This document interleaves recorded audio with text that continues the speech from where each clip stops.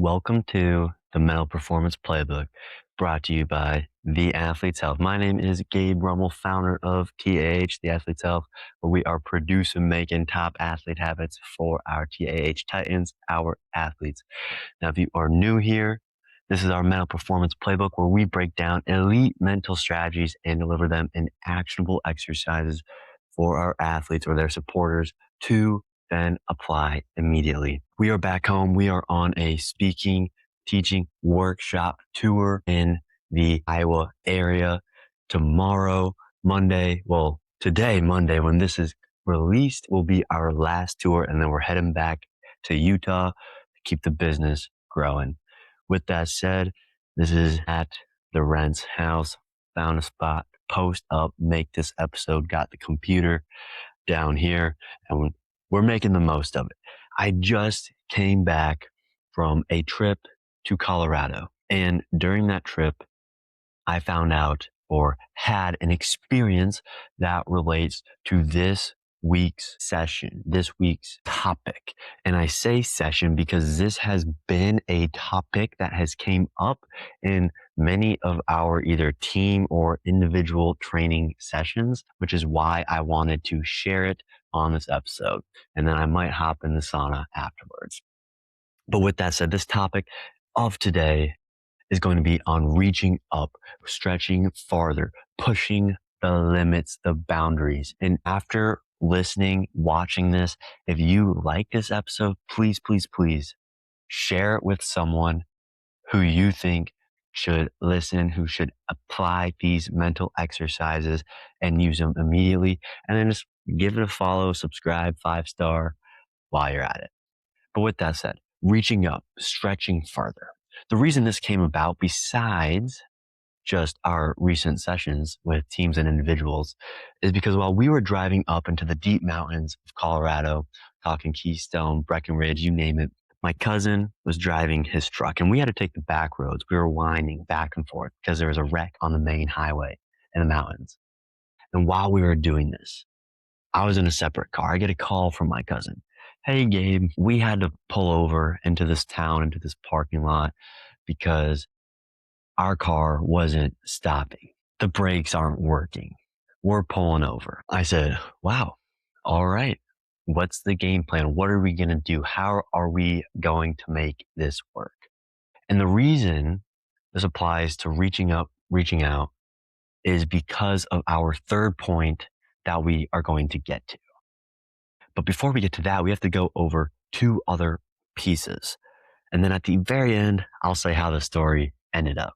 But for our athletes, for stretching, for pushing the boundaries, we have to look at how we can do this. So let's break this down and deliver some exercises that you can help your athlete use. Or if you are the athlete listening up, you can go use immediately today. And number one is understanding that there are two types of motivation for us to stretch and push ourselves to the limit. Because 9 times out of 10, our body is going to tap out before our mind does.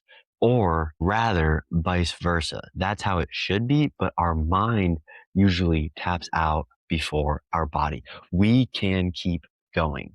And what I mean by this is if we are motivated, if we want to do it for ourselves, we are going to go further than if we are for someone else. Hear me out. Your athlete, your student athlete, you want them to start this football season. But if they don't really care to start this football season, they are not going to work as hard as you may want them to. But if they want to start that football season, they are going to push themselves as far as they feel like they can, much farther than if someone else was telling them to.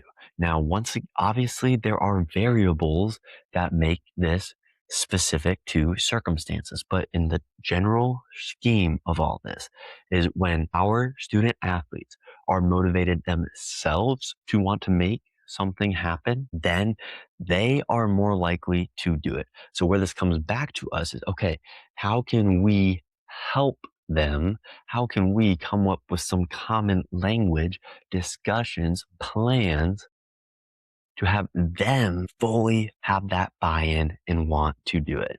Because if they have that goal, that's what we can help them make happen. So it can really be as simple as, what do you, son, daughter, athlete, whatever, want to make happen this year? Like, what is your goal?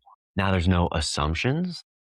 It's clear language, clarity, confidence, composure, our framework at TAH that we still break into this mental performance playbook. That is the start, having them come up with it so then we know where we are going to take it. And then, yes, as the parent, take and spin this, run with it however you want to. But this is the first part of us reaching, to know that we can reach to that level, to see how we can reach to that level. Number 2 is setting real benchmarks. Now, there's a great story that I love to parrot, to reiterate, of a Marine, a hyper athlete Marine, crushes everything they do, ultra motivated. Well, it was a study where they were on a treadmill to run a marathon. And I think the first time there was no time on this marathon. They were just to run as fast as they could. Well, then they had a time given to them. And then a week later, however long, they were to come back and run a marathon again. But this time they had a time to beat. And yes, it was faster than the time before. And what did they do? They beat that time. Well, they came back again. And guess what happened?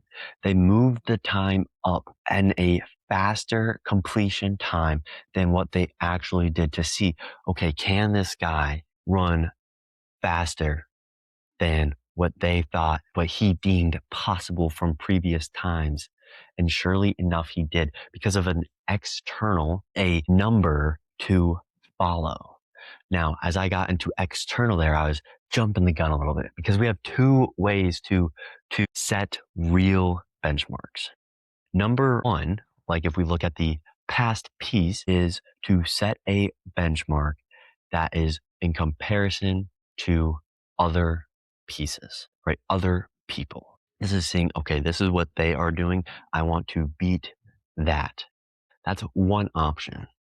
A second option is setting it up against something that we have done, okay, or that we want to do.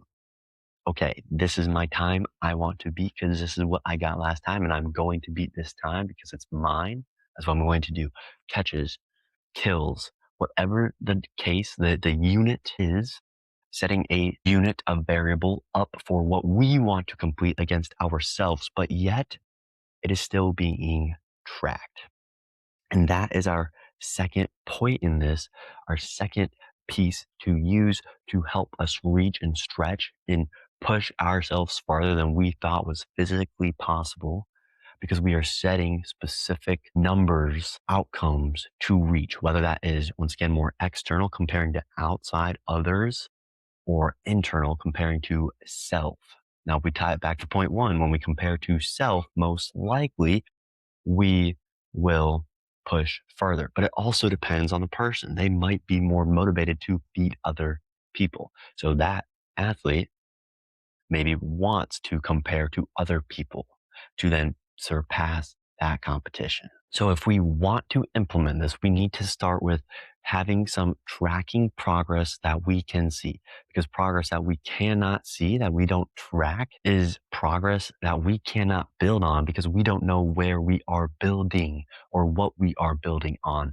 So it starts with that tracking piece. So implement one data point, one number, one PR, personal record that you have, or your student athlete has, that they can strive out to beat. If we're going internal, if we're going external, find a different number, a different outcome that we are going to strive and complete and beat. Now, our third point here, tying back to the story. Well, brakes go out. What can we do? Well, there's a jack on the side, but the tools are not in the truck. So the jack is pretty pointless to see what is happening. What we can do, though, is call someone else, come help switch out a car, is call the truck, is get the insurance lined up so we can set everything up for success, so we can keep going down that path, down that journey, and keep climbing our literal mountain. The other piece with this, what I love to reference in this, and that I was brainstorming, I was thinking, okay, how can we iterate this out? So we know that it's not a plan B, but it is another plan to implement when something happens. Because it's not if something happens, it is when something happens. And so this third point is plan for the brakes going out. Have that spare tire for when a tire becomes flat so the trip can continue. You see, a backup plan, I hear some people saying, I'm not going to have a plan B. I'm only doing plan A no matter what. A backup plan is not necessarily a plan B, but it is a backup plan to make sure that we can make plan A happen. It's a different route to take, but still ultimately getting us to plan A. Just like as another piece of this story, we had to take a different route, which is why the brakes were going out because we were going on these windy back roads because the main highway had a crash and we could not take that road. Different path, same outcome, destination. So just because we have a spare tire to get us to the point, if we're driving, does not mean we have a whole plan B. It's just a part of plan A to make sure that we can make plan A be successful. So when this relates to our athletic performance and our student athletes is we need to be able to adapt on the fly, on the go to make sure we can succeed and keep reaching up, keep stretching for that next step, the next data point, the next piece that we are tracking to reach it, whether that is for extrinsic motivation and extrinsic goals or intrinsic and intrinsic motivation. But along that path, knowing that something is probably going to happen, maybe not that specific time, but if we keep going, something will happen. We need to know and be able to adapt to it. And so that is our third point, to be able to reach and stretch as far as we can. Because if we are doing that, we are putting stress on ourselves. And with the stress demand curve, at some point, things snap, things break. Things does not mean they are totally done, but it means there's so much stress on that it's going to break some so it can build up stronger, both mentally and physically. But it comes back once again to the mental side, and that we can push ourselves farther than we think we can.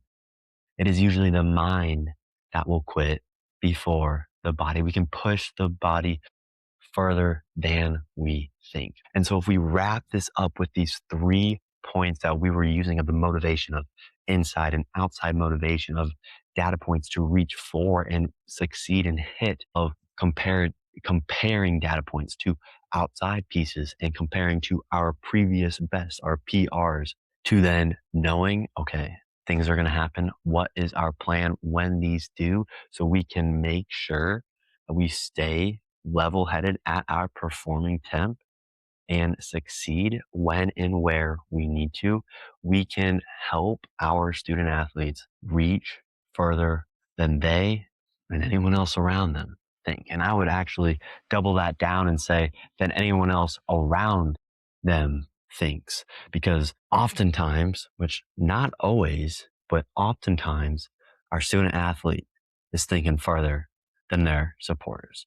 Sometimes it's the other way around, but usually the ones that we can really, really work with, it's them that are the motivated ones that have those big goals. So as we wrap this up, understand that most of the limits that we are going to face are going to be mental. We can push that boundary if we have the plan and the platform, the outline, the structure to push it forward and reach for that farther piece. So as you're taking this off and you're going to go use this now and share it with some other people and help your student athletes that you know, have them figure out what that motivation is for, what they're doing it for. Is it outside? Is it inside? What numbers are they going to reach? And what is their plan for when something that they believe might happen happens? Not to make that thing happen, but to know that if it does happen, this is what we are going to do to make sure we can still succeed. And with all that said, this is the Mental Performance Playbook here, brought to you by TAH, the Athlete's Health, where we are producing, creating, training up those top athlete habits for our TAH Titans, our athletes. Share this show if you like it. Check us out next week on the Mental Performance Playbook. My name is Gabe. Peace.